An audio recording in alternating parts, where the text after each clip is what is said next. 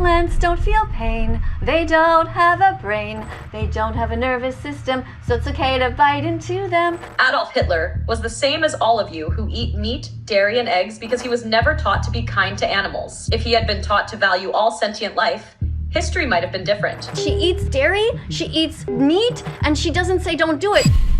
Your grandma probably bakes pies, but this grandma fights with strangers on YouTube. And when she isn't fighting, she's using a banana as a phone to talk to God.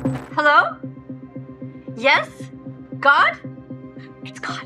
She calls herself that vegan teacher, and this is how she became the most insane grandma on the internet. So my goal this year is to give you guys double the amount of videos without sacrificing quality, and to do that we gotta keep growing, and it would mean the world to me if you subscribe, and I will do my very best to create the very best videos I could possibly make for you guys. I'm Visual Venture, and you are awesome.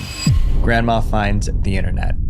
Saying that people dislike the vegan teacher is putting it mildly. Just look at this post from Quora. That vegan teacher is a bigot. Anyone who thinks they can spread the word of their beliefs by trying to intimidate or mock people has failed. The woman is an idiot and deserves banning just for being offensive. But it wasn't always this way. Before she was that vegan teacher, she was just Katie Karen Diekmeyer. For 25 years, she worked as a registered nurse. But even back then, she was a strict vegan, and that caused problems for her. According to her, it affected her job. She couldn't stand watching patients eat meat, dairy, and eggs instead of vegan foods. Therefore, she quit her job as a nurse because she got tired of seeing people eating things that were harmful. Next, she became a school teacher. She stayed in that job for 9 years, but things didn't go smoothly. Reports say she had issues at work and even got suspended. One former student described her as having a borderline abusive personality in the classroom. Then in 2020, the pandemic hit. Stuck at home, she started posting on TikTok. However, the stuff she posted made her one of the most controversial people on the internet. The first thing she did was rename herself that vegan teacher on TikTok, but the name was misleading. She called herself a teacher, but she wasn't calmly educating. She was pointing fingers and picking fights. Her mission was to promote veganism, but she spent most of her time calling out meat eaters like they were criminals, and no one was off limits. Then came the moment that made her infamous. In May 2020, George Floyd lost his life. Protesters broke out across the country, and the world was in chaos. Then that vegan teacher got involved. All she did was make a bad situation worse. She made a song comparing human oppression to animal farming. Miss Katie begins to sing, pretending she's different animals whose lives are being taken because of the meat industry, and finishes the lyrics with, "I can't breathe." When protesters heard the song, they were furious. They accused her of using this sensitive situation to push her vegan agenda. For a moment, it looked like she might apologize, but she didn't. She doubled down. She made even more songs to promote veganism, and each one was more cringe than the last. In July 2020, she went TikTok viral with another song. It was called "Eating Animals is Wrong at McDonald's."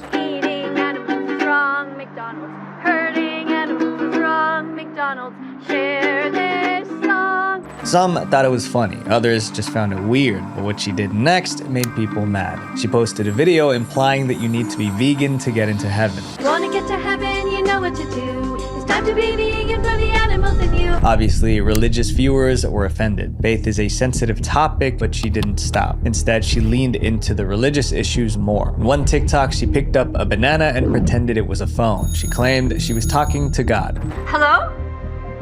Yes? God? It's God. This became a regular thing. Over and over, she kept calling God on a banana. Hello? God? Oh, thank you. Oh, yeah, I've been waiting for... Okay. I know you're really busy. But she didn't just talk to God, she scolded him. She used some pretty strong words. Like, there's this one thing that you did that it's just really pissed me off. I honestly think it is just so stupid. I don't understand why you created lions to eat zebras. Like, why would you do that? To religious viewers, it felt like mockery, but the more people reacted, the bigger she got. That vegan teacher amassed 1.7 million followers in barely a year, but with more followers came more hate. At war with influencers. By late 2020, that vegan teacher wasn't just a TikTok creator, she was a walking controversy. People didn't just disagree with her, they wanted her gone. So in September 2020, someone launched a petition to ban her from TikTok. More than 20,000 people signed it. The petition claimed that she forced and shamed people into going vegan, so they wanted her off TikTok. Meanwhile, that vegan teacher kept making controversial comments. In this video, she was referring to people who weren't vegan as evil people. And I realized that the vast majority of you are evil, evil people.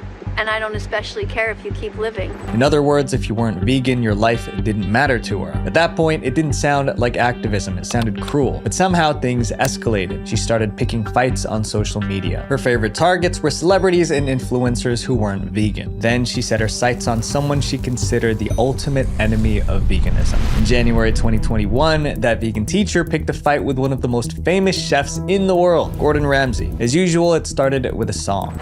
Eating animals is wrong, Gordon Ramsay. Hurting animals is wrong, Gordon Ramsay. Share this song. And she made sure Ramsay saw it. She tagged him directly. Most people would have ignored it. Gordon Ramsay didn't. He fired back with a TikTok duet to mock her. It's fine. Vegan as long donut. as you're vegan from now on.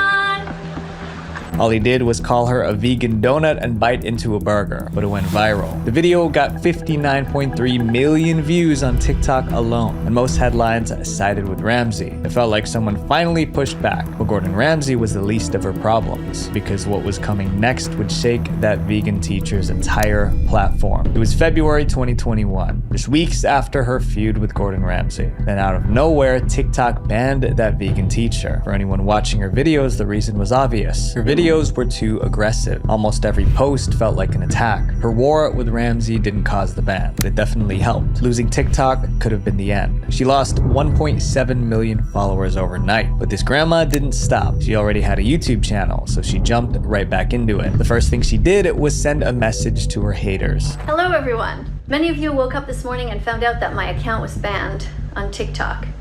And I know many of you are jumping for joy and thinking that this is a great victory.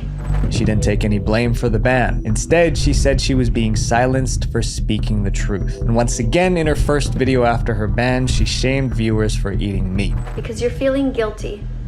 You know you shouldn't be eating animals.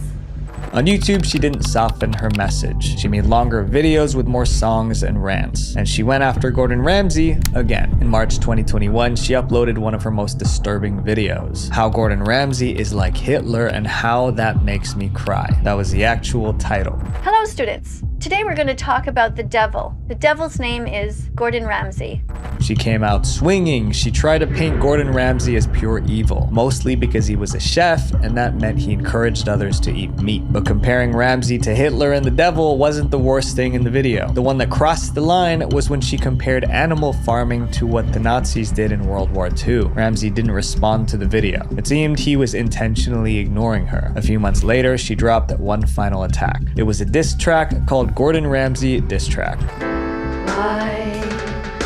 Why is Gordon Ramsay an animal bully when instead of eating meat, he could just eat protein-packed veggies? But once again, it backfired. Viewers treated the diss like a joke, and most of the comments were making fun of that vegan teacher. If I could lose one sense right now, it would be hearing. As a vegetarian, this song is the worst thing I've ever heard. My ears are bleeding. I'm thinking maybe she had a crush on him and he didn't reciprocate. Once again, Ramsay ignored her. But Gordon Ramsay wasn't the only name on her list. Her next target was a YouTuber you probably know. In August 2021, that vegan teacher went after Mr. Beast, the biggest YouTuber on the planet. She posted a video with a long, angry title. Mr. Beast, no amount you give to charity can undo the damage you are causing by promoting eating meat. Her problem was that he spent too much money on meat in one of his challenges. So we will be eating a $70,000 pizza. Oh my god. This is incredible. $2,000 steak. Oh my god. To her, that was unacceptable. Every single thing you mentioned comes from suffering.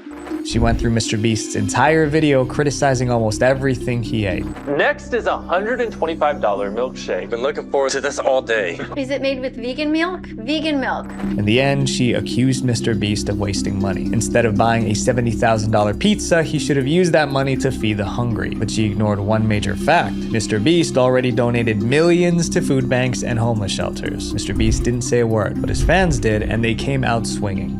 That vegan teacher has a tag who is likely the biggest philanthropist on YouTube. I guess nobody's safe. Her attempt to cancel Mr. Beast didn't work. To her, it was activism. But to almost everyone else, it looked like harassment. In retaliation, people came for her. What started as activism was now a war. Her downfall begins. By late 2021, something changed. People weren't just annoyed by that vegan teacher, they were fighting back. TikTokers and YouTubers started posting reaction videos to mock her. And I've had to have heard her message over 100 times by now, and I literally ate a cheeseburger for dinner. That was busted. A popular trend was duetting her videos while eating meat. No, that's not the way for you. No. Just stick with me, Nikocado. We'll figure this all out. Creators rewrote her songs with parody lyrics. Others made comedy skits about her. What are you doing? What do you think you're doing? No, what are you doing? No, it's not too late. Other famous YouTubers started calling her out. Also, don't condemn people for a dietary choice and act like they are the spawn of Satan for eating a hamburger. Even vegans chimed in too. They said her style was too aggressive, but that vegan teacher handled the backlash the same way she always had. She doubled down. She even started reading hate comments in her videos. Well, it's that time of the day again where I get to look at all of your amazing comments and those that are not so amazing. And also, you better spell better, all right? I'm gonna let this go for now, but when you see this, spell properly. Then she expanded her focus. She didn't just want to change what people ate. She wanted to change what their pets ate too. According to that vegan teacher, feeding dogs meat was just as bad as eating it yourself. Most people thought she was joking, but she wasn't. She proudly introduced her dog, Bella, and said Bella was vegan. Hello, students. This is Bella.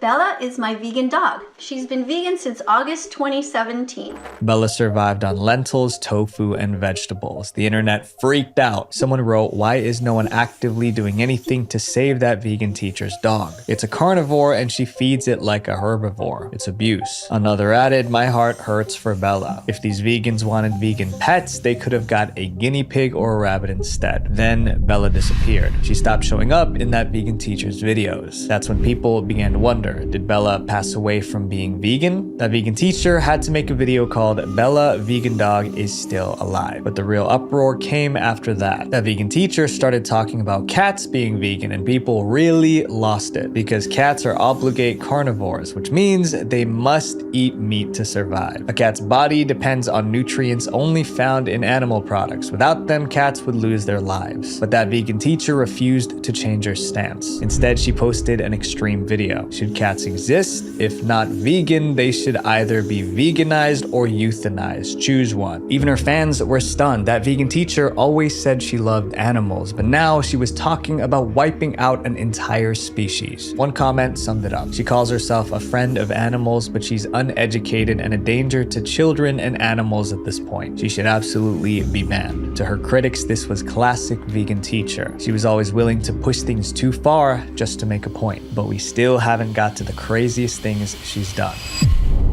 Making fun of the dead. That vegan teacher had a bad habit. She always seemed to say the worst things at the worst possible time, especially when someone passed away. Like when Hollywood actress Betty White passed away in December 2021, the internet was filled with tributes to her. Then that vegan teacher showed up and made everyone angry. She posted a video criticizing Betty White for not being vegan. She never spoke out against it. She never said, I am against all of this animal abuse. She never said, I am vegan or I am trying to be vegan. To many, that felt unfair because Betty White did a lot to support animal shelters and wildlife. Besides that, people were grieving. They didn't want to hear a vegan lecture. In early 2022, Queen Elizabeth II died. Her funeral was watched around the world. Then that vegan teacher struck again. She posted a video, Queen Elizabeth, polite and kind or cruel and cowardly. But at some point, the Queen of England must have been aware about what's going on. I mean, she's not a stupid lady. She criticized the Queen for not using her power to end animal cruelty. Once again, she made headlines, and once again, people were furious. But she kept targeting public figures, especially after they passed away. So when Pope Francis passed away in 2025, she made another video. Somebody who isn't vegan consumes approximately 100 animals per year. The Pope, he was 88. How many is he responsible for? Catholics were stunned, but she had even more shocking content. She compared all meat eaters to Hitler. 10 ways that non-vegans are like Adolf Hitler. Adolf Hitler was the same as all of you who eat meat, dairy, and eggs because he was never taught to be kind to animals. If he had been taught to value all sentient life, history might have been different. Sometimes it felt like she was trying to trigger people on purpose. Her videos felt like bait. But that vegan teacher wasn't just making videos, she was making products too.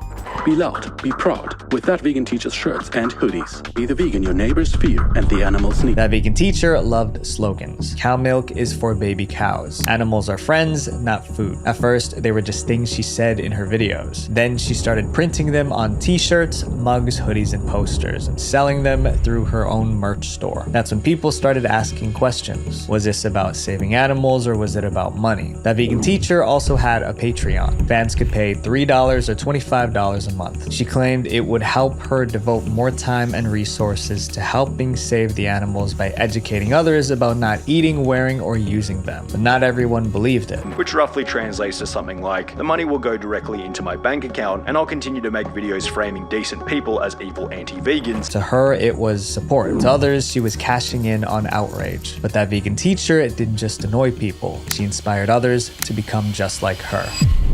That vegan teacher's daughter. The internet thought one vegan teacher was bad enough, but then another one showed up. Her name was Tash Peterson, also known as Vegan Booty. Some even call her that vegan teacher's daughter. In interviews, she says that vegan teacher gave her the courage to speak out, but the two women are very different. That vegan teacher rants online, but Vegan Booty takes it to real life. She forces her way into butcher shops and restaurants to protest. Sometimes she does it topless with slogans painted across her body. Vegan Booty has been dragged out of venues by police, and she's banned from several places. Vegan Booty causes a lot of chaos, but she says it's all thanks to that vegan teacher. Today, that vegan teacher is still posting videos, and her message hasn't changed. Anyone who isn't vegan is part of the problem. If you want to be vegan, but how you say something matters just as much as what you say. But anyways, eat what you want. Visual Venture. A lot of people hated that vegan teacher, but there are a ton of other influencers who get just as much hate, if not more. To watch the internet's most hated family influencers, click here. Thank you guys for everything. Peace. If you want to be scared, you don't need a horror movie. Just head over to Reddit, where real people have shared their creepiest real-life experiences. Today, we'll look at creepy Reddit stories that actually happened, starting from the least to the most disturbing. So my goal this year is to give you guys double the amount of videos without sacrificing quality. And in order for me to do that, we got to keep Visual Venture growing. 75% of you guys aren't subscribed, and it would mean the world to me if you did, and I promise to give you more fire content. The creepy gym teacher.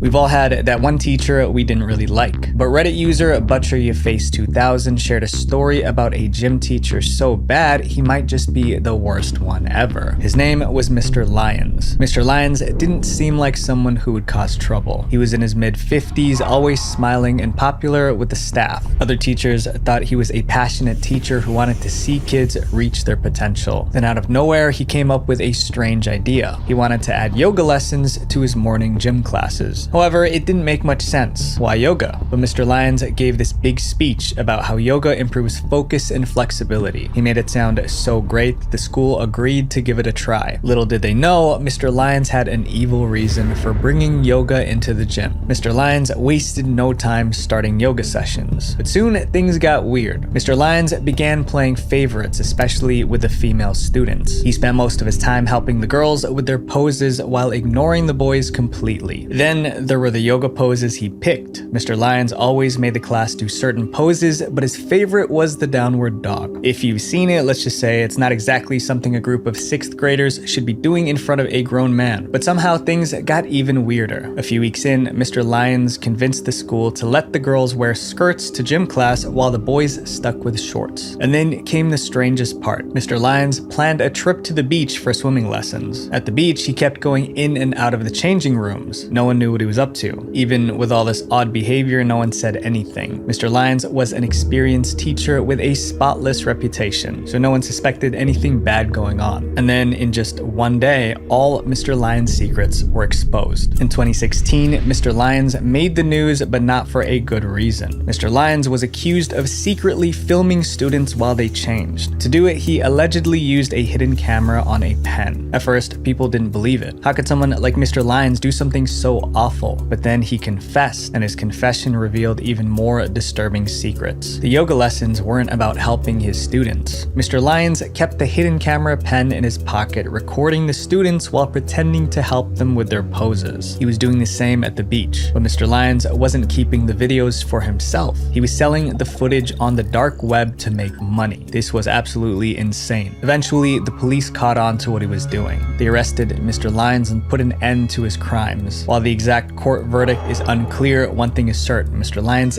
didn't get away with it. This next experience can't be explained logically, and that's what makes it creepy. The dream that came true. Some people believe that dreams can predict the future. This one Reddit user explained how a dream predicted when her dad would pass away. Let's call the person who posted this story Julia. When Julia was 16, she went to bed like any other night, but what happened was anything but ordinary. In the dream, a shadowy figure appeared in her bedroom doorway. It was tall and dark with no face and no eyes, just a spooky, dark figure standing there. Then it spoke. It said, "Your dad will die when you're 22. That was it. Then she woke up. Julia woke up in a panic. The next morning, she told her family about the dream. The part that really got to her was the prediction. Your dad will die when you're 22. Her dad tried to calm her down. His exact words were, "Don't worry about it. Now that you've told me, there's no way it'll happen." He promised to be extra careful, but some promises are impossible to keep. When Julia turned 22, her father passed away in a tragic accident, just like the shadowy figure predicted. She didn't share the details of the accident on Reddit, but she said their final words to each other were "I love you," just 3 hours before he passed away. This next case also feels supernatural, but with a shocking twist. I'm not alone. This Reddit story is about a woman who had a terrifying experience inside her own home. We'll call her Marianne. Marianne lived a quiet life. Even though she lived by herself, she never felt unsafe. But then strange things started happening around her house, things she couldn't explain. At first, it was little stuff. Her groceries didn't last long as usual. Marianne thought maybe she was eating more than she realized, or she was just forgetful. But then it kept happening. Eventually, Marianne was certain food was disappearing from her fridge. But it wasn't just the food. Extra dishes started showing up in the dishwasher. Dishes Marianne swore she never used. However, before she could solve the mystery of the dirty dishes, something else happened. Wet towels started appearing in her laundry hamper, even on the days she didn't shower. By now, Marianne was officially creeped out. She lived alone, so none of this made sense. But the final straw, the thing that made her truly scared, was the noise. Marianne started hearing thumping sounds coming from the attic. Was it the wind? Was it an animal? Were boxes shifting around? Marianne was terrified, but she also knew she couldn't just ignore it. If someone was in her attic, she needed to know. One day, she grabbed a flashlight, braced herself for the worst, and entered the attic. As soon as Marianne stepped into the attic, she knew what was going on. Someone was living in her attic. She found a small radio, hot plate, sleeping bag, pillow, and a lot of food wrappers. But whoever it was, they weren't there at the time. Marianne called the police immediately. She told them everything about the missing food, the extra dishes, the wet towels, and now the person living in the attic. The police took her seriously. They figured the intruder wasn't using the front door and was probably climbing in and out through the attic window. They decided to stake out the house, waiting for the person to come back. It didn't take long. The same day, they spotted a man climbing a tree, trying to get into the attic window. The cops grabbed him before he could escape. When the police questioned him, the man admitted everything. Apparently, this was his daily routine. He would wait for her to go to work, then go downstairs and help himself to food and amenities. When Marianne got home, he would either retreat to the attic or slip out of the house. It was a perfect routine until he got caught. The mystery was solved, but the story wasn't over yet. After seeing the man in person, Marianne felt a wave of compassion. The guy was actually really respectful, just down on his luck. Instead of pressing charges, Marianne decided to help. She let him move in, helped him get a job, and he lived in the attic until he got back on his feet. Most people wouldn't do what Marianne did, but her kindness turned a creepy story into something heartwarming. But this next story didn't have a happy ending. If anything, it left people scared to fall asleep at night. The Scream. Around 2022, a question went viral on Reddit. It asked, "Night owls, what's the creepiest thing you heard at night?" One reply stood out from the rest. Let's call the guy in this story Ryan. One night, Ryan was home alone with his dog. He got into bed and started to fall asleep when a strange noise woke him up. Someone was screaming in the distance. It wasn't loud at first, so he brushed it off. There were a lot of kids in the neighborhood, so he figured it probably was just them playing. But 10 minutes later, the screaming came again. This time it was louder. Another 10 minutes passed, and there it was again, getting closer now. His dog started growling in the distance of the sound. Although the doors were locked, Ryan felt unsafe in his own home. Something was wrong. He could feel it. The next time the screaming came, it was deafening, like it was right outside his window. His dog went wild, barking and scratching at the glass. Ryan was so terrified that he hid under his blankets. When the screaming finally stopped, Ryan forced himself to look out of the window, but there was no one there. His front yard was empty and silent, but the silence didn't last. Out of nowhere, several police cars pulled into the neighborhood. Officers jumped out and started searching the area with flashlights. Ryan didn't know what they were looking for, but it was clear this wasn't just a random patrol. Something serious was happening. Ryan felt a little safer with the cops nearby, but he couldn't relax. He had to know what was going on. The next day, Ryan asked his neighbors if they knew what happened, but their response made his jaw drop. Apparently, a mentally unstable patient escaped from a nearby psych ward. The patient ran through the neighborhood screaming at the top of their lungs. Even worse, the patient was armed with a knife. But Ryan had another question. Why did he hear screams right outside his bedroom window? Well, it was because the escaped patient ran past Ryan's bedroom and then crawled under his front porch steps, still holding the knife. If Ryan stepped outside, maybe to check on the noise or investigate what was happening, he would have come face to face with the armed patient. Thankfully, the police arrived and caught the patient before anyone got hurt. But the thought of how close he came to danger still haunts Ryan to this day. This next story happened back in the 1990s, and the guy involved was so shaken, he never told the story until now. The worst date ever. In October 2020, a post went viral on the True Scary Stories subreddit. The title was only 7 words, but it grabbed everyone's attention. It read, "I went to a serial killer's lair." Let's call the guy in this story Joe. Back in the 1990s, Joe spent a lot of time in online chat rooms. He used the chat rooms as a dating app, trying to meet new people he could date. Eventually, Joe started chatting with someone named Slim Guy 65. Their conversations were on the public board, not in private messages, so everyone could see they were chatting. Slim Guy 65 seemed like a great guy, funny, interesting, and kind. Joe started to like him, but then out of nowhere, Joe got an email warning him about Slim Guy 65. The message read, "My friend met this Slim Guy 65 person from this message board, and the guy really hurt him. I don't want this to happen to anyone else. My friend tried to tell the police, but they wouldn't do anything. I see you were talking to Slim Guy 65, so just be careful and stay away from him." Joe was spooked. He replied to the email asking for more details, but he never heard back.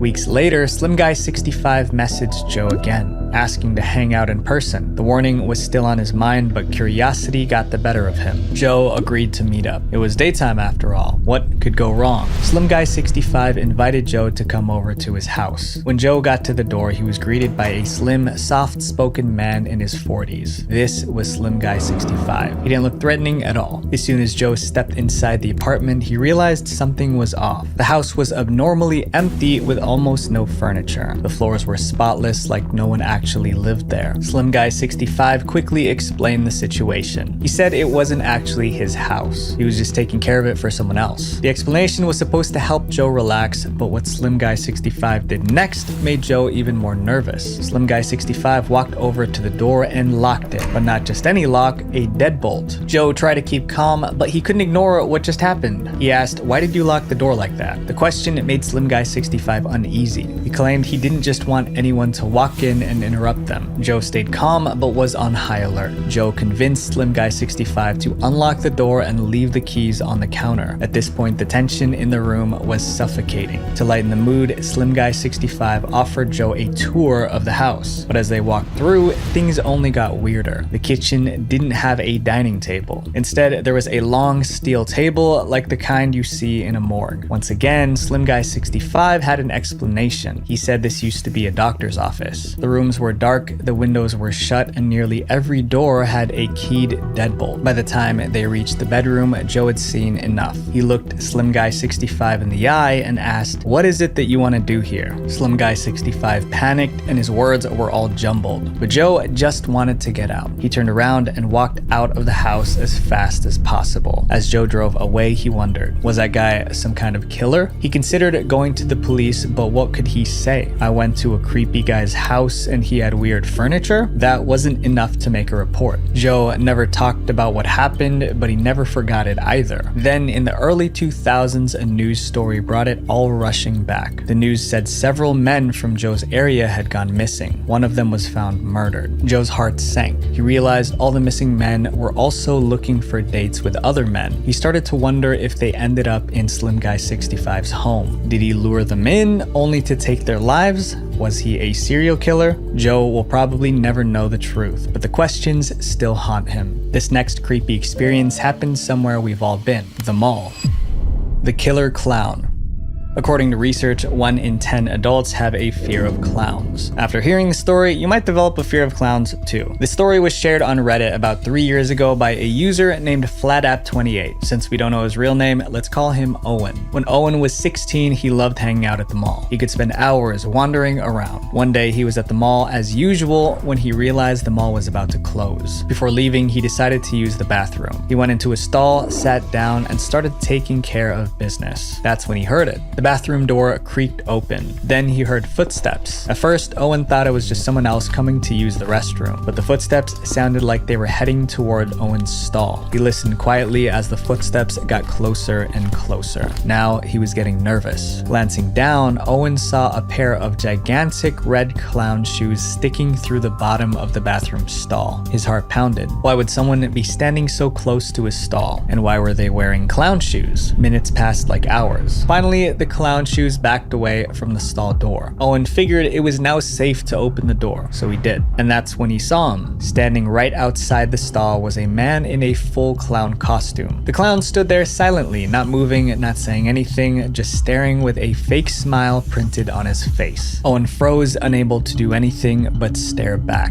Then instinct took over. He ran past the clown and out of the bathroom. He didn't even bother to wash his hands. Owen kept running until he reached his car. Only then did he finally catch his breath. He didn't understand what just happened, but he knew it was creepy. A week later, Owen was scrolling through the news blog when he stumbled upon a disturbing article. It said they were upping security at the mall. The reason for it made Owen's heart race. According to the article, a man was attacked and murdered right outside the mall. The attacker was someone wearing a clown outfit. Owen was sure it was the same crazy clown he met in the restroom. That's when he realized just how lucky he was to get away unharmed. This next creepy experience was also a matter of life and death, but for a very different reason. She poisoned me.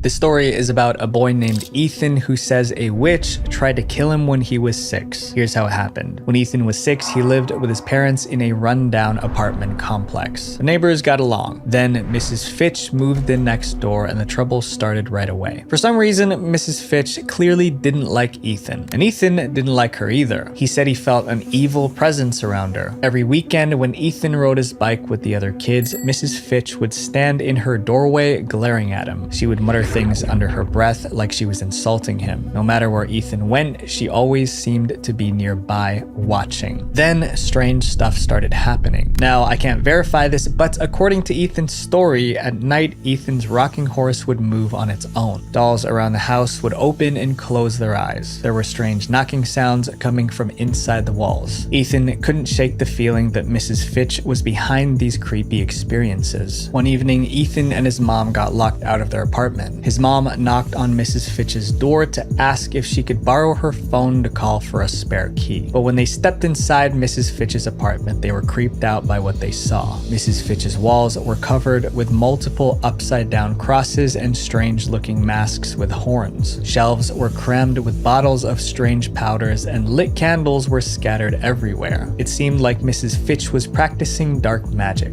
Ethan's mom quickly made the call, and they got out as fast as they could. A few days days later, things went from weird to deadly. One day, Mrs. Fitch suddenly offered Ethan some candy. While it was a woman who disliked him suddenly being nice to him. It didn't feel right, so Ethan refused the candy. Later that same day, a little girl at the playground handed Ethan a piece of candy. Not thinking much of it, he ate it. Within an hour, Ethan started to feel sick. He broke out in a high fever, his skin turned pale, and he was drenched in cold sweat. His parents rushed him to the hospital, but the doctors couldn't figure out what was wrong. Ethan's family was confused and desperate, so they decided to try something different. They called a priest, gathered in a circle, and started praying over Ethan. They also gave Ethan some holy oil to drink while they prayed. What happened next was straight out of a horror movie. Ethan threw up thick black sludge. It was disgusting. Almost instantly, Ethan got better. His fever disappeared and he could breathe again. After this horrifying experience, the family came to one conclusion. Ethan was poisoned by whatever was in that candy. When the family asked around, they discovered that the girl who gave Ethan the candy was Mrs. Fitch's granddaughter. The candy she gave Ethan was from Mrs. Fitch. Not long after, Mrs. Fitch moved out. The family never saw her again. To this day, no one knows what was in that candy. Supernatural or not, I'll let you decide. The Stalker.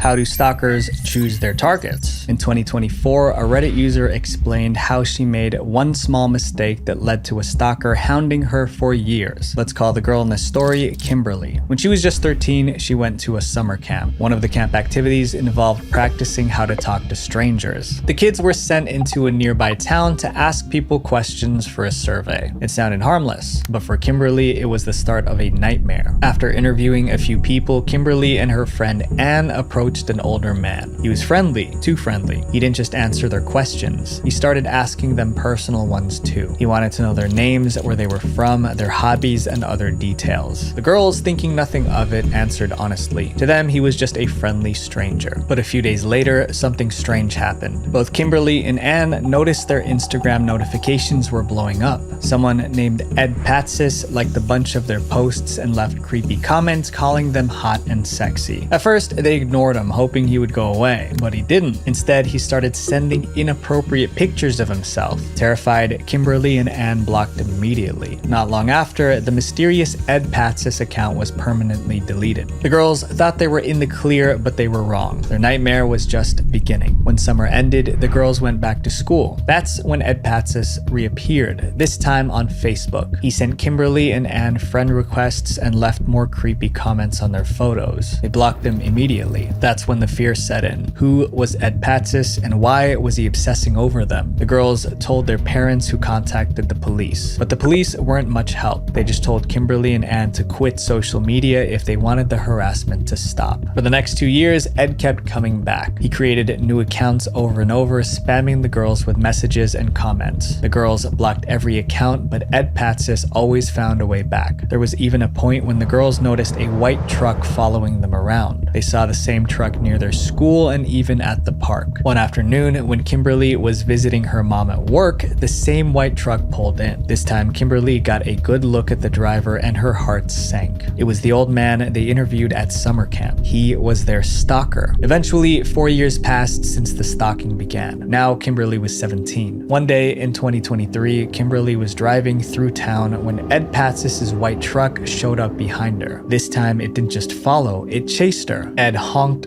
flashed his lights, and stayed on her tail no matter how fast she drove. Kimberly sped through red lights and made sharp turns, desperate to lose him. After 25 terrifying minutes, she finally got away. Shaking, she called Anne to tell her what happened. When Anne answered, she was crying. Anne said that same day, a red car followed her and tried to force her off the road. She barely escaped. The girls believed whoever was in the red truck was Ed Patsis' accomplice. Now, Kimberly and Anne were on high alert, waiting for the next time Ed or his accomplice would show up. But then, something happened that made them realize their stalker would never return. Kimberly saw a news report about an attempted kidnapping in a nearby town. The suspects were 2 men, one in a white truck, the other in a red car. It seemed Kimberly and Anne weren't the only ones Ed Patsis was stalking. The good news was that these suspects were arrested. Kimberly shared her story on Reddit, ending with these words: "It took years to get rid of them, but now we don't have to worry about the men anymore." These stories weren't just creepy. There's a good chance that most of them actually happened. It's a reminder that the world can be a dangerous place. So if you get a weird feeling about a stranger, don't ignore it. It might just save your life. Visual Venture. If you guys like this video, make sure you guys watch my video on the most disturbing mysteries solved using Google Maps. It would show YouTube that our channel is worth watching, and in turn, I can push out more videos for you. Love you guys. Peace. This very photo would lead to the death of this young rapper, because in the photo you will see almost the entire Airbnb address. His family believes someone targeted Quanah Bunkley because of a social media post he made about the amount of cash he was carrying. I wanna sincerely apologize, bro. Yo, look, that's all it was. That's all it is, bro. Nah. I ain't gonna front. Look. Yeah, I'm actually scared. The information we got out that he allegedly had commented on a post on Facebook a year after he was targeted. We all use social media, but sometimes the wrong post at the wrong time can turn social media into a death sentence. Today, we'll explore dumb posts that made people targets for hitmen, starting from the least to the most disturbing. So my goal this year is to give you guys double the amount of videos without sacrificing quality, and to do that, we gotta keep growing. It would mean the world to me if you followed me right now on this app, and I will do my very best to make the best videos I possibly can for you. I'm Visual Venture. You are awesome. The King of Mexico. Fofo Marquez was famous for being the most spoiled rich kid in Mexico. He had more than 1 million followers on TikTok, and almost all of his posts showed him driving cars, partying with models, and spending like crazy. He even owned a pet lion just because he could. Día de hoy vamos a sacar a pasear al león tequila en los autos exóticos y después lo llevaremos de paseo al antro. But Fofo didn't earn any of the money he was flaunting. His dad owned dozens of gas stations across Mexico, and all that inherited money went straight to Fofo's head. Fofo was so arrogant that he once declared, "I'm God, no one can compare to me. There is no human being more perfect than me." Then on July 7th, 2020, Fofo made the dumbest post of his life, and he realized he wasn't the most powerful person around. That day, Fofo drove into a city called Guadalajara. Guadalajara is the stronghold of the CJNG cartel, one of Mexico's most powerful crime groups. But Fofo didn't care about any of that. He was there to flex. He brought a convoy of luxury cars and headed to the busiest bridge in the city. Then they parked in the middle of the bridge, blocking every single lane. Traffic stopped for miles. Drivers were honking and screaming. Fofo filmed the chaos with a smile on his face. Then he danced in the middle of the bridge. Lo andamos cerrando para nosotros. Lo que quiero demostrar lo que puede hacer el dinero y el poder. Then he called himself the King of Mexico. La gente literal está molesta, está un poco molesta. Pero pues bueno, deben de entender que llegó el rey de México aquí. No es prepotencia, no es prepotencia. Fofo's video went viral, but it wasn't just ordinary Mexicans who saw it. The CJNG cartel did too. To them, Fofo was disrespecting their territory, so they posted a public warning on Facebook. To you, Fofo, we will only tell you to be careful because we will not let you come to Guadalajara believing that you can do whatever you want. Here in Jalisco, Mr. Mencho rules. If we see you again in Guadalajara, we will pick you up, and then, yes, all your money that you have will not help you. When they said pick you up, they didn't mean a friendly ride, they meant kidnapping. Mexico's most feared cartel just put Fofo on their hit list. Fofo's life flipped overnight. He went from dancing on a bridge to begging for forgiveness. Le quiero pedir una disculpa pública al gobierno y a la demás gente que por ahí vi que mandaron mensajes. No se ofendan, yo lo hice a manera de contenido. But the cartel wasn't known for its compassion, so Fofo had to live like a target. His family hired 30 bodyguards to protect him. Meanwhile, the mayor made Fofo do community service. He had to clean the same bridge he shut down. Fofo smiled for the cameras, but it was obvious that he was scared. Fofo never got kidnapped by the cartel, but a few years later, he ended up getting arrested for a very serious road rage in 2024. And for his actions, he was sentenced to 17 years and 6 months in jail. This next case involves a group that poked its nose into a cartel war. The song that threatened the cartel. Fuerza Regida is a Mexican-American band with a controversial reputation, mainly because they glorify drug lords in their music. In May 2023, they had another song praising cartel life. It was titled TQM, and they had a plan to make it go viral. First, they posted a short clip of the song on TikTok. It blew up. Over 100,000 users made videos with it. Then they posted a phone number online. Fans who called that number heard another piece of the song. He leaked his number, so let me give it a try. Their social media campaign hyped up the song. So when the full song dropped, it got 6 million views in a single day. Today it has 191 million views on YouTube. But once Mexicans heard the full song, they realized the band was asking for trouble because the song praised El Chapo, a cartel boss, and the rival cartel took it as a declaration of war. In Mexico, drug cartels are at war with one another. At the top are two major players. There's the Sinaloa cartel, which are El Chapo's people, and their biggest rival is the CJNG group, the Jalisco New Generation cartel. They attack each other's members and they fight over territory. The rise of these cartels has had devastating effects on both Mexico and the United States. In Mexico, drug cartel violence has escalated to unimaginable levels, with over 400,000 people.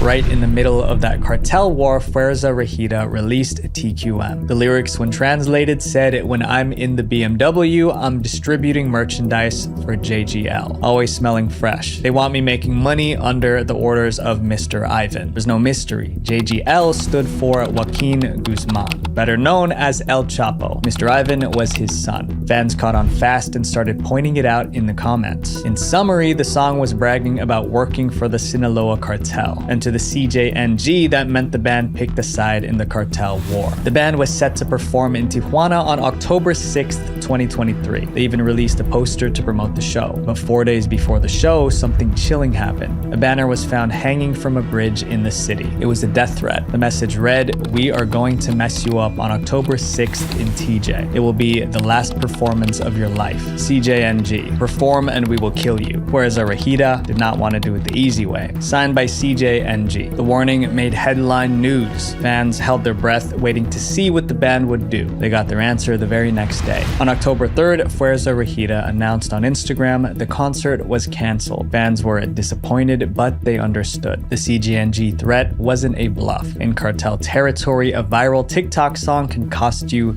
your life. Next is a story of a kid who trolled the wrong person. The dangerous dance.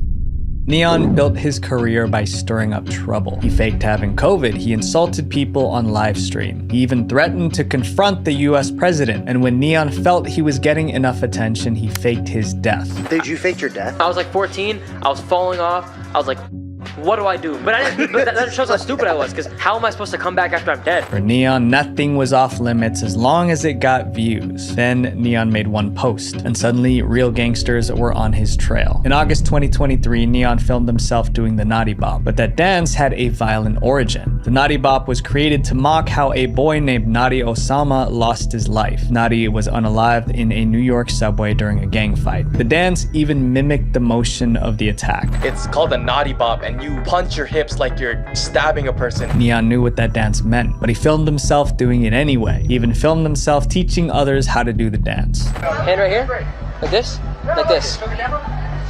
This.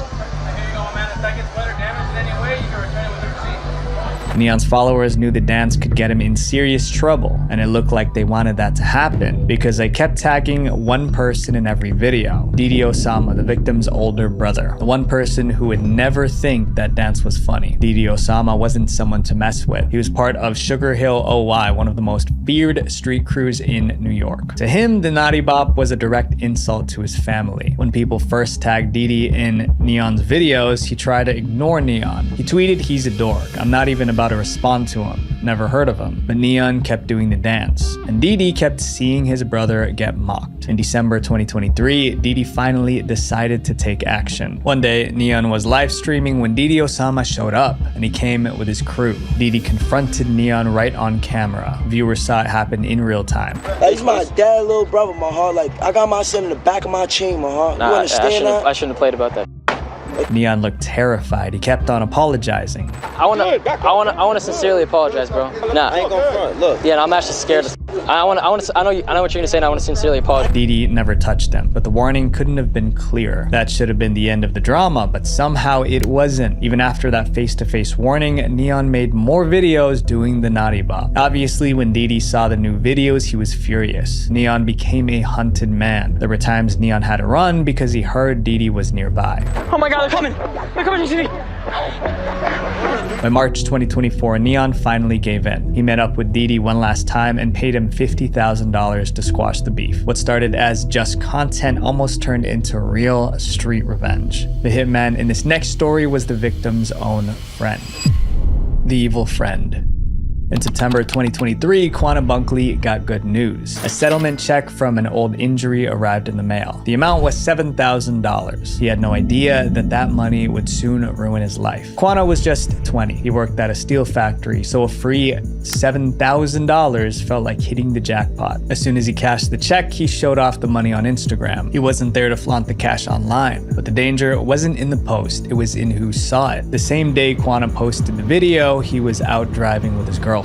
They were in her car when they saw someone walking, a guy named Corey James. Corey and Quanah were friends, so Quanah offered him a ride. Quanah didn't realize that Corey saw the Instagram post, the one flaunting the $7,000. And at that moment, Corey started having dark thoughts. Corey would allegedly see this post and then will begin coming up with a plan to relieve Mr. Bunkley of his money as soon as possible. Corey hopped into the car with Quanah and his girlfriend. After a few minutes, Corey pulled out a weapon. He aimed it at Quanah and demanded the money from the post, but Quanah refused. They started arguing and Corey pulled the trigger. Then Corey escaped. Quanah's girlfriend, who was also in the car, called 911, but paramedics couldn't save him. Quanah passed away. 4 days later, Corey James was arrested.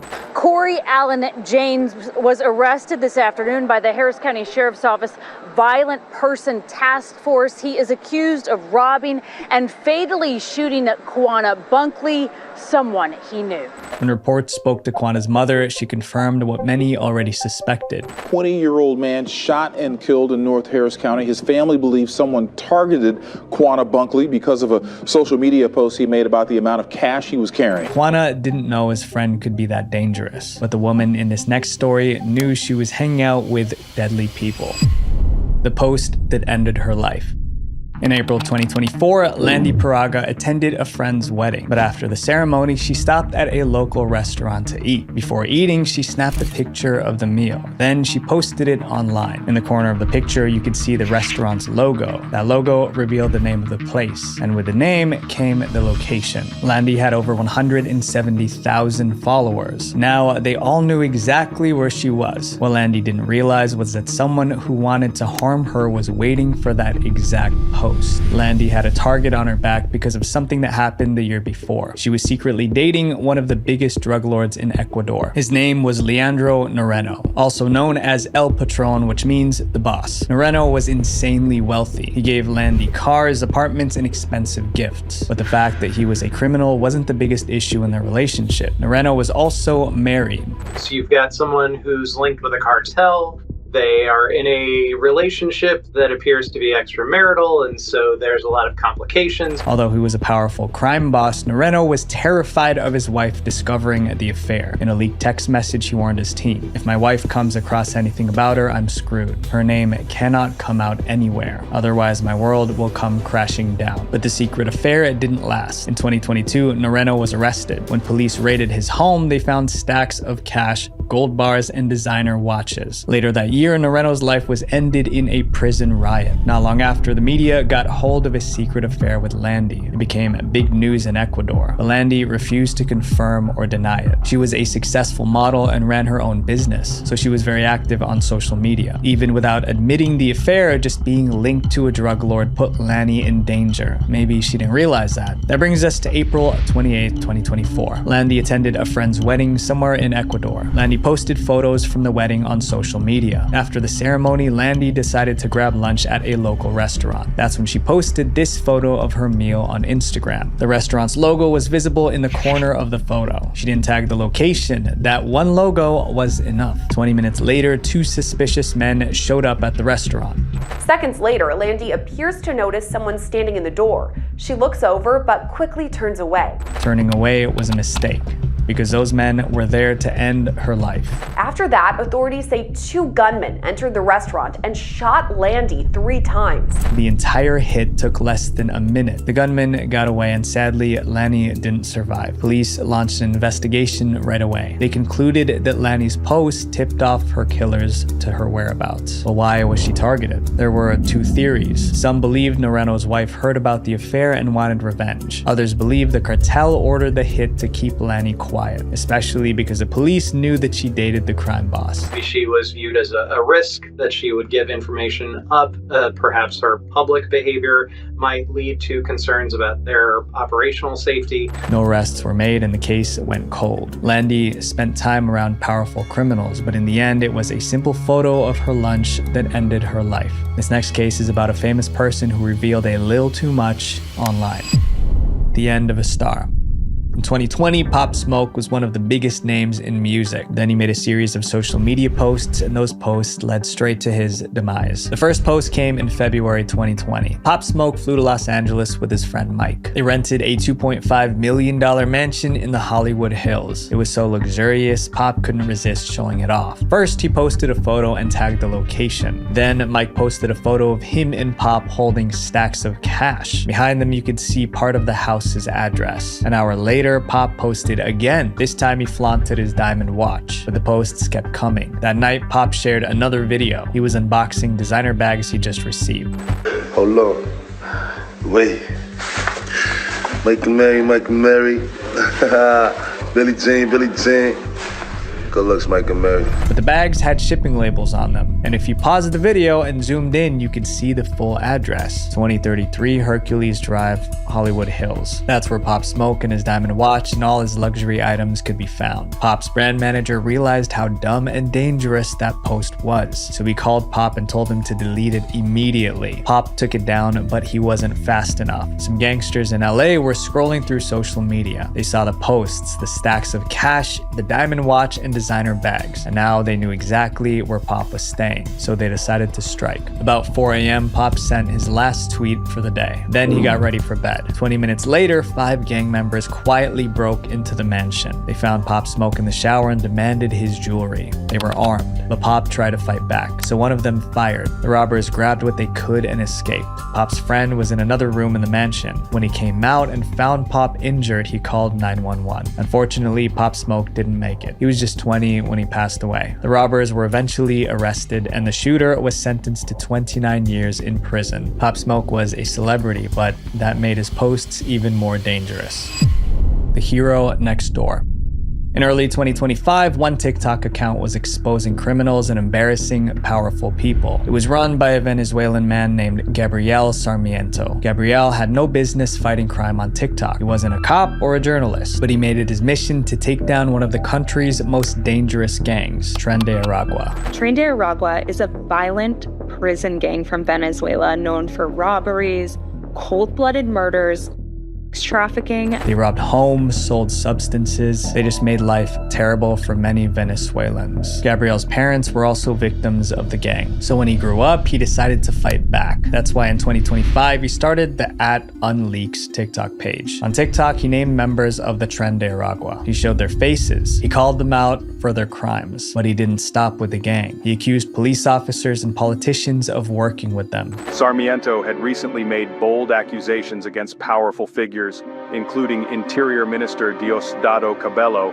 and the governor of Aragua. Gabriel took his fight beyond TikTok. He filed complaints with the public prosecutor and posted those documents online. With every post, Gabriel gained more followers. More than 140,000 people followed his page, but the people he exposed weren't happy. Within months, Gabriel started receiving threats. Some were from gang members, others came from the police. They warned him to stop, but Gabriel did the opposite. He posted the threats online too. It was bold, but maybe it wasn't smart, because his enemies enemies were serious about silencing him. On June 22nd, 2025, Gabriel posted multiple videos. He called out the gang. He attacked the police. He criticized top politicians, the usual stuff. That night, he went live on TikTok from his home. In the middle of the live stream, Gabriel heard a noise. Someone was at the door trying to break into his house. He got up to check, but the live stream was still rolling. Then, viewers heard screams and loud bangs. Gabriel shouted he was shot. A few seconds later, two men walked right in front of the camera. Their faces were clearly visible in the live stream. Then, the screen went black. Gabriel didn't make it. He was just 25. His demise became headline news as followers demanded justice and the police were forced to take action. The murder prompted swift action from Venezuelan authorities. Attorney General Tarek William Saab announced an investigation. Police eventually arrested several gang members for the crime. Gabriel tried to use TikTok to stand up to a gang, but it cost him his life. This next case is about a guy who was just asking for trouble. Be careful what you say. Juan Luis Lagunas Rosales got famous because of something he posted, but in the end, he became a target because of something he posted online. It all started in 2015. Lagunas was just 15 when his friends dared him to drink a full bottle of vodka. He did it, then he passed out on the spot, but the video of him went viral. Just like that, Lagunas became a social media star in Mexico. He leaned into the fame. He started calling himself El Pirata de Culiacan, which means the pirate of Culiacan, and he made more videos showing him drinking and partying, and Lagunas was only 16. Still, no one stopped him, and Lagunas didn't have family around to guide him. He didn't know his father, and his mother abandoned him in his childhood. His grandmother raised him and tried to provide necessities as much as she could. Sometimes he drank so much he threw up on camera, but the more reckless he got, the more followers he gained. By the time he was 17, he had over 700,000 followers on Facebook and 300,000 on Instagram. He was so popular, the brands paid him to show up at events. Bands also put him in their music videos. And then at the height of his fame, he finally got arrested in Tijuana for drinking before the legal age. But that didn't change him. After he got out, he kept doing reckless things. Then in late 2017, he made a post that crossed the line. He filmed himself insulting a ruthless crime boss. The CJNG cartel has been called the most powerful and violent cartel in Mexico today, and they're rich. Reports say CJNG assets are worth over $20 billion, and the head of this criminal empire is El Mencho. But when Lagunas got drunk in late 2017, he sent an offensive message straight to El Mencho. He said a phrase that was a huge insult. The video went viral. Millions saw it, and so did El Mencho. 3 weeks later, Rosales was still partying like nothing happened. Then he made the dumbest post of all.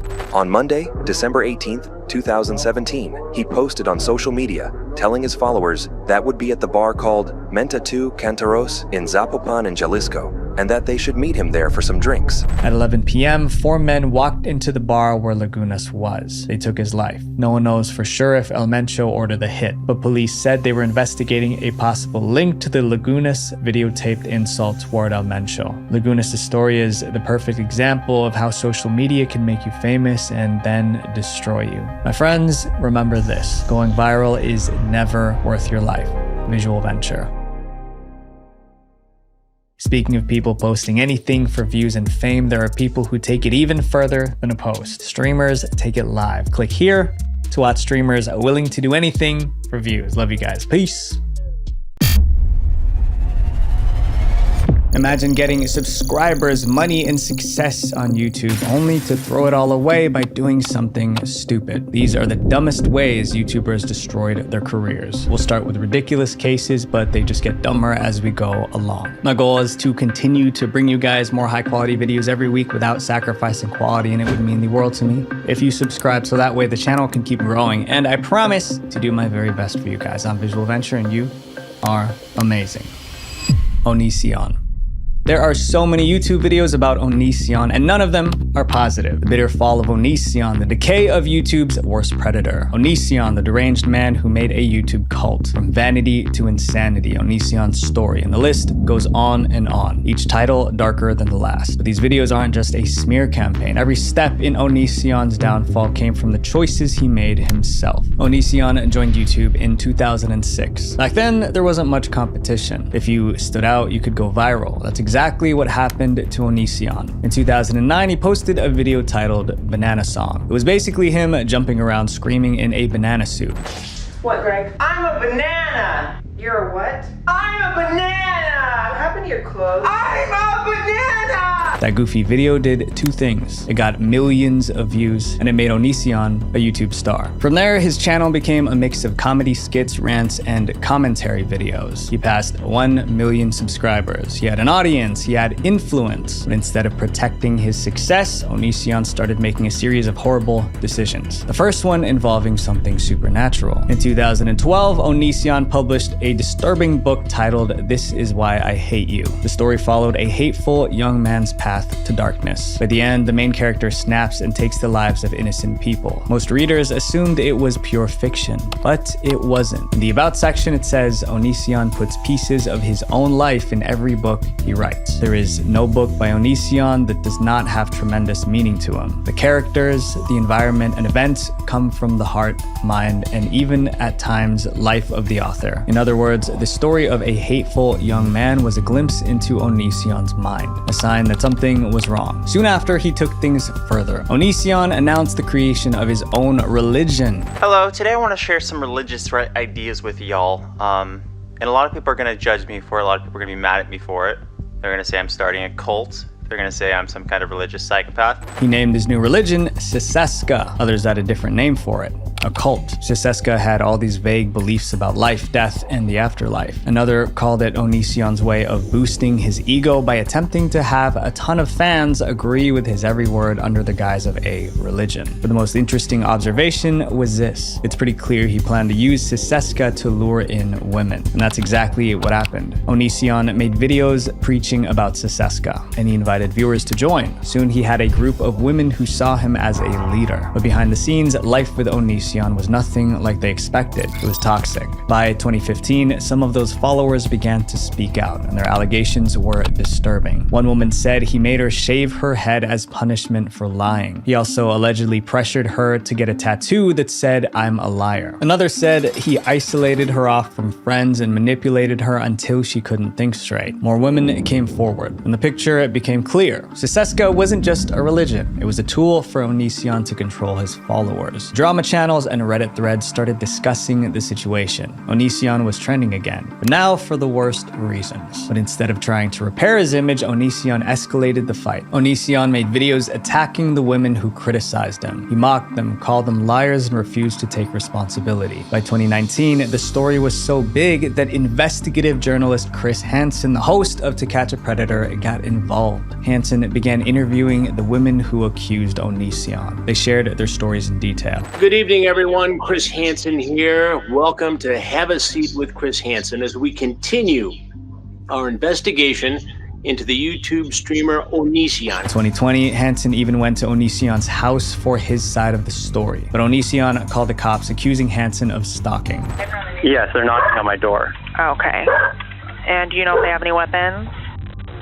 They have a bunch of camera people, like they're YouTube stalkers. By refusing to speak with Hansen, Onision made himself look even more guilty. When other reporters reached out, Onision demanded $10,000 for an interview. He wasn't helping his case. Then in early 2021, Discovery Plus released a documentary called Onision in Real Life. The documentary compiled years of allegations against Onision. That same year, YouTube delivered the final blow. In January 2021, they demonetized Onision's channel. Someone commented, Onision is now finally deplatformed on YouTube. This means that Onision can no longer make an income off YouTube and the people he hurt. The damage that Onision caused was rooted in control. That's how dangerous the internet can be when it's used to take advantage of people. But it's not only creators abusing power. Our own personal information is constantly being exploited too. So this actually happened to me. Some people found my private information online and threatened me with it. Because of that, I tried to remove my information from every shady website that had it, but there were just too many. So these data broker websites, basically, they sell your information to anyone who wants it. And what I can't wrap my head around is the fact that this is actually legal to do.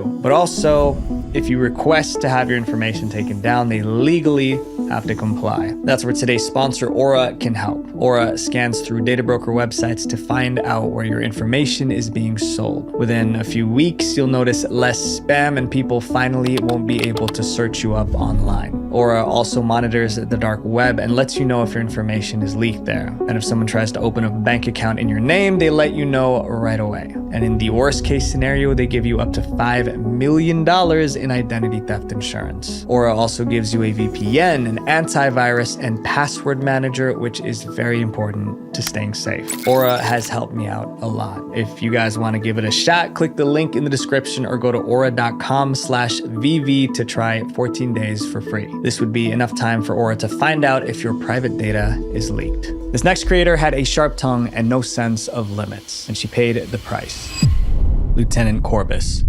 Lieutenant Corbus built a career on YouTube and then destroyed it before she even finished high school. Although she was just a kid, her downfall was so messy that the police got involved. Lieutenant Corbus, real name Sophia Totterman, launched her YouTube channel in 2015. She was only 11. She called it Lieutenant Corbus. Her early videos were all about gaming and internet commentary, but it wasn't the topics that made her stand out, it was her humor. She was sarcastic, edgy, and very opinionated. That surprised many people, especially because she was just a kid.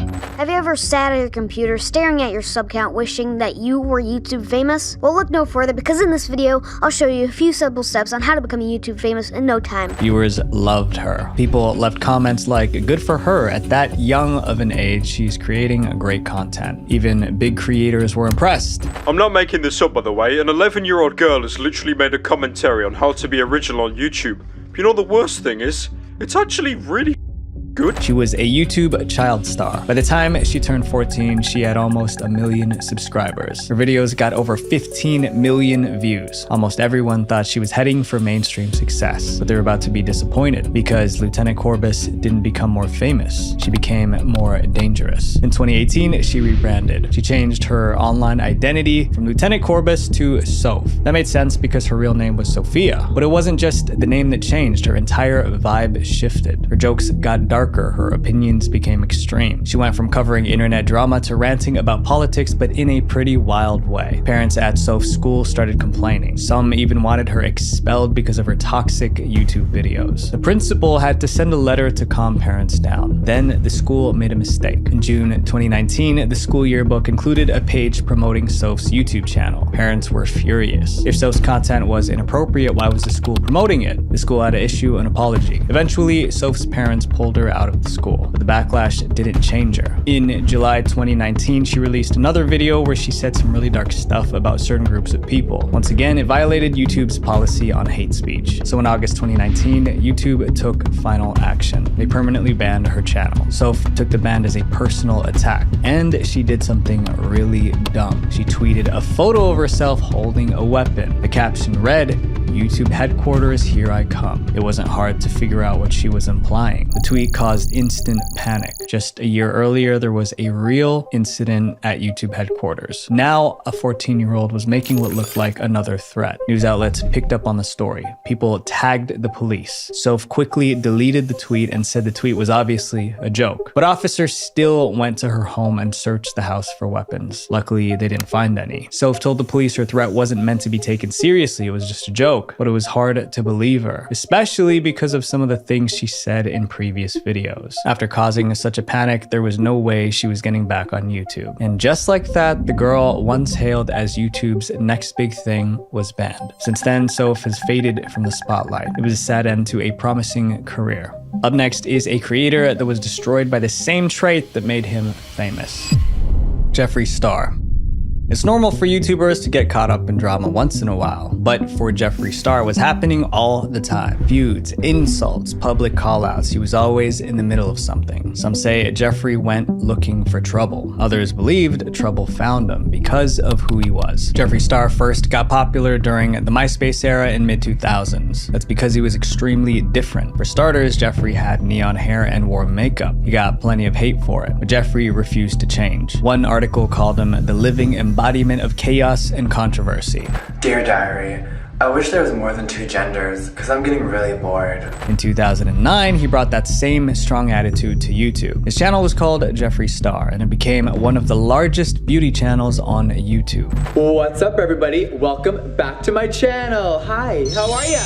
But his strong personality also created tension in the YouTube community. In other words, Jeffrey got into a lot of fights. One of the biggest ones happened in 2016 with makeup artist Kat Von D. They used to be close friends until Von D accused Jeffrey of cheating people who worked for him. It turned into a public battle. Accusations flew back and forth for months. Finally, Von D posted on Instagram saying she no longer wanted to be associated with Jeffree Star in any way. But that was nothing compared to another fight known as Dramageddon. In summary, Dramageddon started in 2018 when a group of beauty influencers had a fallout. It turned into a massive online war. Fans picked sides. Some influencers lost huge chunks of their audience. It only ended when some of them gave in and posted apology videos. If I would have known that photo was going to be used for what it was used for, I would have never done it. But even after Dramageddon, Jeffrey still couldn't stay out of the drama. In 2019, two other influencers got into an online fight. At first, it seemed like Jeffrey wasn't involved, but he was. One of the influencers claimed Jeffrey secretly instigated the fight by feeding her false rumors. I did not make my video because of vitamins. I made it as a result of all of the poisonous lies that were fed to me by Shane Dawson and Jeffree Star. Now, Jeffrey wasn't just in the drama. He was accused of creating it. It made him look like a puppet master who just loved chaos. All this negative publicity eventually affected Jeffrey's career. Some brands stopped working with him. Some cosmetic stores stopped selling his products. After weeks of bad press, Jeffrey tried to repair his image. He uploaded a video titled "Doing What's Right." When you accept that you are the problem, you can become the solution. I would like to personally apologize to James Charles for the words that I've said and for my actions. But not everyone believed he was sincere. One Reddit comment read, "I think this takes the cake as the worst apology video on YouTube." Jeffrey's still on YouTube. He uploads fewer videos now. His career has taken a massive hit, and his reputation as a troublemaker never went away. This next creator had so many chances to save themselves by turning a new leaf, but they didn't. Leafy is here. YouTuber Leafy was an expert at one thing: roasting people. He could insult someone in a way that was both mean and funny. It made him millions of fans and just as many enemies. And one day, his insults went a little too far, and his entire YouTube career went up in flames. Here's how Leafy's own content destroyed him. Leafy started his channel in 2011. At first, he posted gaming videos. He would play and talk over the footage, but his subscribers weren't there for the gameplay. They came for his rants. Leafy was sarcastic, quick with a joke, and knew how to make people laugh, and it paid off. By 2016, he had almost 5 million subscribers. But Leafy's content wasn't just jokes. He also made fun of people, and that's what eventually got him into trouble. Anyone could be a target: weird people, awkward people, small YouTubers. Those being roasted hated it, but Leafy's fans loved it. Today, I'm going to be roasting, get this, my own fans. It was a debate. Was Leafy just making jokes or harassing people with his words? Either way, the views poured in, so Leafy kept uploading, sometimes on a daily basis. And one day, he made fun of one particular YouTuber, and that was the beginning of the end. In 2016, Leafy made fun of a YouTuber named Tommy NC2010. Except Tommy wasn't like most YouTubers. He had autism, so it seemed that Leafy was making fun of Tommy's condition. Then his fans made it worse. After Leafy's roast, his army of supporters started harassing Tommy. They flooded Tommy's channel with hateful comments. Some even sent death threats. It got so bad, Tommy posted a video begging them to stop. Tommy said, "They are threatening my life. All I want to do is inspire and entertain." But the internet was watching, and they saw an innocent man with autism being harassed by Leafy and his goons. So the internet rallied behind Tommy and criticized Leafy. Essentially, he has made fun of someone who actually has a mental disability, and they made a video of themselves crying, saying they're getting death threats, and he's really upset. A creator pointed out how Leafy was always bullying people who were young and weak. Here's making fun of a kid. Here's making fun of a kid. Kid.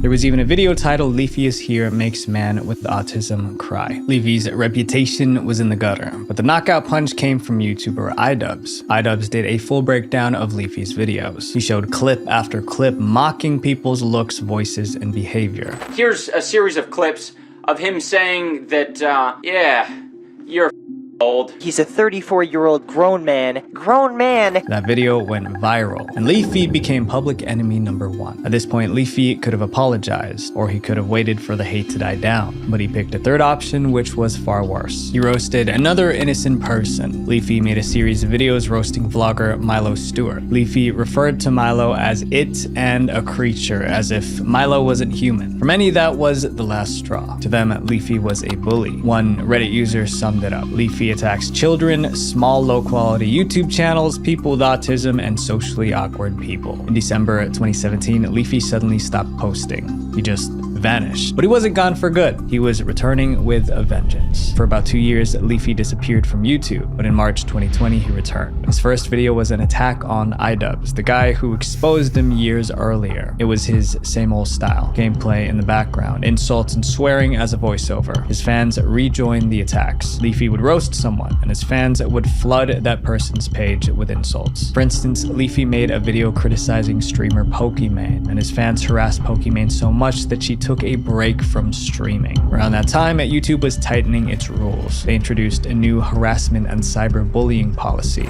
Don't post videos that harass or cyberbully anyone. If you post malicious videos or comments on YouTube, these can be reported and removed. Remember, there's a person behind every video and comment. You could still criticize someone's ideas, but attacking their appearance, identity, or mental health was against the rules. That said, if you get 3 strikes in a 90-day period, you're out, and your account will be terminated. Leafy already had 2 strikes against him. YouTube reviewed his channel and saw the same behavior. In order to enforce the new rules, they banned Leafy permanently. Overnight, years of work vanished. About 5 million subscribers just gone. He tried streaming on Twitch, but after a few weeks, he was banned there as well. Twitch said they banned him to preserve the safety of the community. Then Leafy tried to outsmart the bans. He created new YouTube channels with names like Weefy and Lucky. YouTube shut them down fast. He even teamed up with a media company to sneak back onto YouTube. But YouTube wouldn't accept his content. Today, Leafy is banned from almost every major platform. His videos only survive because fans re-upload them. He sometimes posts on smaller platforms, but his audience is tiny compared to what he had before. Sometimes seeking revenge can destroy you. This next story is a perfect example. Tati Westbrook. YouTuber Tati Westbrook destroyed her career with a 43-minute video. And when I say destroyed, I mean completely. Tati got sued. She lost thousands of subscribers, her business suffered, and the stress nearly ended her marriage. It all happened because Tati felt betrayed. Around 2017, Tati was one of the biggest beauty influencers online. She had millions of subscribers on YouTube. Her channel made makeup reviews and tutorials. Hey guys, it's Tati from Glam Life Guru on YouTube, and I am just beside myself excited that I am here on Allure creating content. She even launched her own brand, Halo Beauty, which sold hair, skin, and nail products. Business was good. Her audience trusted her. Things were great. Until she decided to help a young creator named James Charles. For those of you guys who don't know, James Charles was a fellow YouTuber who was also a beauty influencer. Around 2018, Tati got really close to him. She promoted his channel and gave him advice. She was trying to help him succeed. They were so close that she let him do her wedding makeup. James even called Tati mom. To fans, they seemed like family, but one Instagram post changed everything. In April 2019, James posted an Instagram story promoting Sugar Bear Hair. Sugar Bear Hair was a direct competitor to Tati's business, Halo Beauty. To Tati, it felt like James betrayed her. She helped James build his career, and now he was promoting her rival. She made a video hinting at the issue.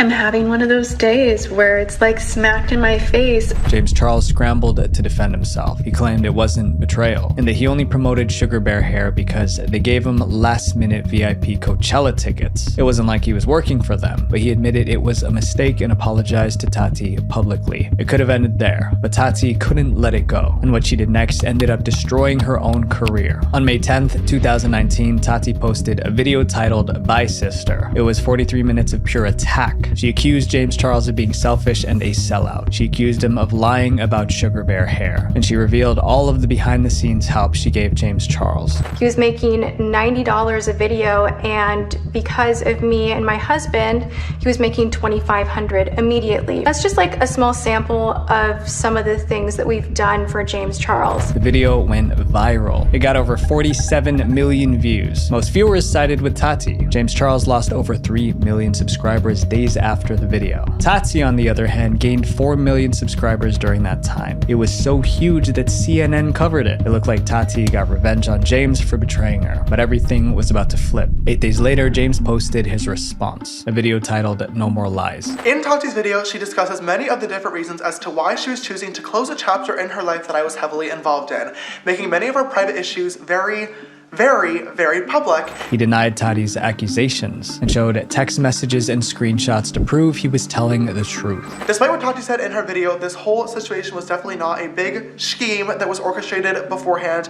It really did happen on the spot. He also revealed that he informed Tati that he was about to promote her rival on Instagram before he did it. Before posting my stories, I actually did text Tati first out of respect for her, giving her heads up about the sponsorship, but she was immediately upset. Another big accusation was that James refused to promote Tati's company, Halo Beauty, but he showed proof that he promoted Halo Beauty multiple times without even being asked. Public opinion flipped overnight. Viewers felt Tati lied to them. Suddenly, Tati seemed like the villain. People accused Tati of trying to destroy James's career with lies. James regained over 1 million subs, and Tati started losing subscribers. Backlash was so fierce that Tati deleted the Bye Sister video, but the damage to her reputation was too deep. Tati took a break from YouTube. Almost a year later, in June 2020, Tati finally addressed everything that happened. She made a video titled "Breaking My Silence." The first thing she did was apologize to James. I want you to hear it publicly.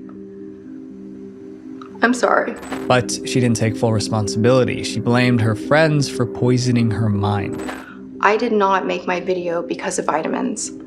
I made it as a result of all of the poisonous lies that were fed to me by Shane Dawson and Jeffree Star. But her apology didn't really fix things. Her reputation was seriously damaged. Around that time, a former business partner sued her and her husband, and she later revealed that the stress nearly destroyed her marriage. Tati's YouTube channel is still active. The scandal has tarnished her name, and in 2024, she had to leave her own company, Halo Beauty. One emotional video wrecked a career that took years to build.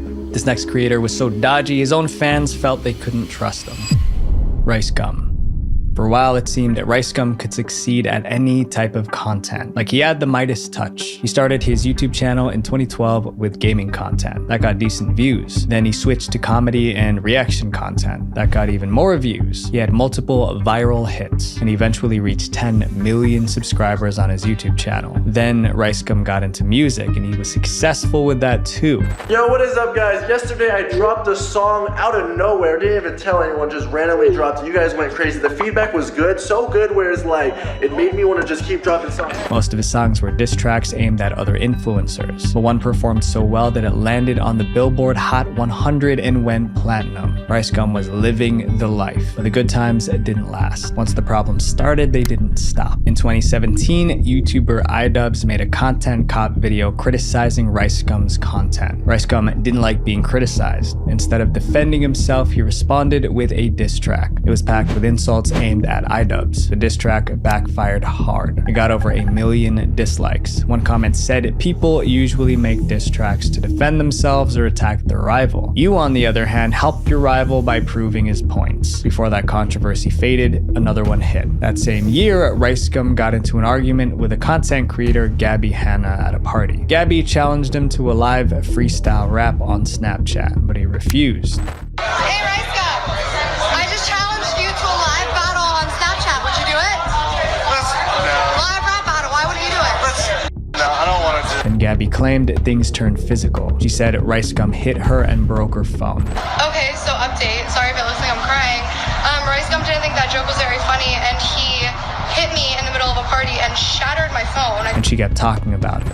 I don't know, I guess my biggest thing is, if you make videos every single week where you're making fun of somebody, you can't take a joke. Rice Gum denied the allegations. There has been so many lies surrounding my name. If you guys haven't heard, the Gabby Show came out and said that I hit her and showed scratches and bruises as her evidence, right? He admitted to breaking her phone, but said it was because she was filming him without asking. He even sent her money to replace the phone. His explanation helped, but the internet was slowly turning against him. In 2019, Rice Gum got into more trouble. He encouraged his fans to try out a website called Mystery Brand. He said said they could win iPhones, sneakers, and even houses. The mystery brand ended up looking like a scam. Some complained that they never received prizes that they won through the site, and they blamed Rice Gum for luring them into it. Others even accused him of promoting gambling to kids. To calm the backlash, Rice Gum gave away Amazon gift cards. But when fans tried to use them, they realized most of the codes were expired. Rice Gum seemed so unreliable. Then came the worst scandal of all. In 2021, Rice Gum promoted a crypto project called Save the Kids.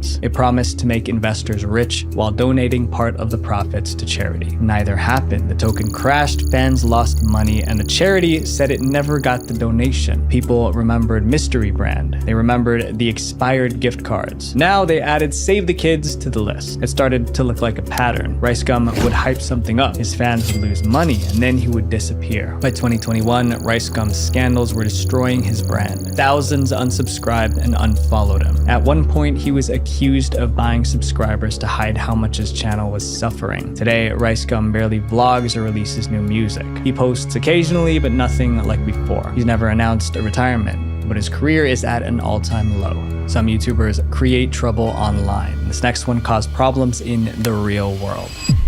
Sam Pepper.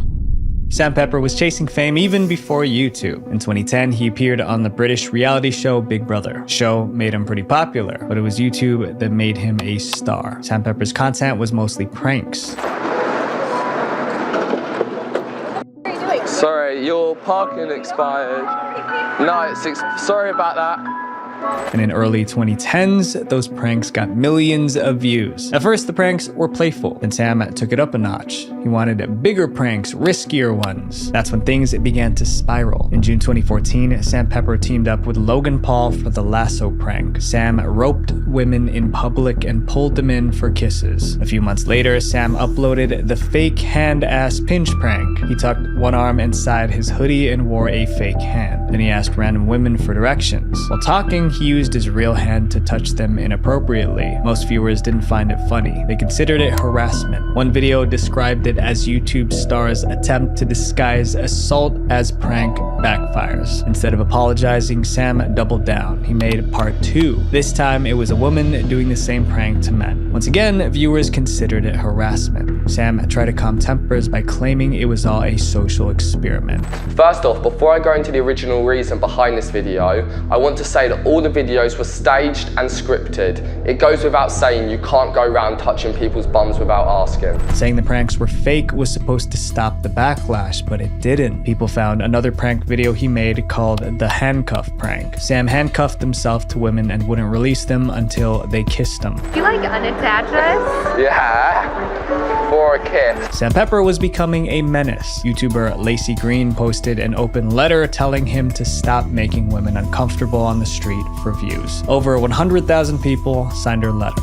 This is wrong and it needs to stop. Sam Pepper and anyone who behaves like Sam Pepper needs to be held accountable. We need to say that this is not okay. The hashtag #ReportSamPepper trended on Twitter. Then Sam released another prank. The good news was that it didn't involve women, but the bad news was that it was far worse than anything he had ever done before. In November 2015, Sam uploaded a video titled The Killing Best Friend Prank, and it was as bad as it sounded. In summary, Sam staged a fake kidnapping. Then he pretended to unalive someone in front of their best friend. It was terrifying, and the backlash was bigger than ever. The prank made international headlines. Over 100,000 people signed a petition asking YouTube to ban Sam Pepper. Even a group of hackers threatened to unleash hell on Sam if he didn't delete the best friend prank. As always, Sam didn't take the backlash seriously. He launched a GoFundMe asking for $1.5 million to delete his channel. That only made people angrier. The comments and insults continued for months. Finally, in February 2016, Sam posted an apology video, but he didn't just apologize, he dropped the bombshell. The stupidest thing I could have done, I should have just came out and said, hey guys, I'm an idiot, I faked this video, I wanted to, I want to make content that gets views. Sam claimed the best friend prank was staged. That means the guy being pranked was in on it. He was just acting scared. Sam ended it with a plea for forgiveness. Maybe you can give me a second chance. won't let you down. Sam's career took a beating. No one knew if the apology would be enough to save it. Around the time of the apology, Sam made all of his YouTube videos private. He also disappeared from YouTube for a while. When he came back, he was on TikTok. This time his content wasn't provocative. He made mostly challenge videos, life hacks, and stunts. It seemed like he had changed. Then in 2021, another scandal hit. Sam promoted a crypto project that turned out to be a scam. Fans who invested because of him lost money. Now, even his core supporters turned against him. Some nicknamed him Scam Pepper for his role in the crypto scam. Sam Pepper still seemed reckless, chasing views and money without caring about the fallout. Years have passed, but Sam Pepper never regained his initial popularity. Maybe he crossed too many lines to ever be trusted by his fans again. These YouTubers showed how fast success can disappear when you make reckless decisions. My friends, always be careful with the choices you make, because sometimes the difference between success and regret is just one decision. Visual Venture. We talked about the dumbest ways that YouTubers destroyed their careers. But dumb decisions don't just happen on YouTube. In fact, TikTok is even worse. And if you want to see the absolute dumbest TikTok trends, click right here. Love you guys. Peace.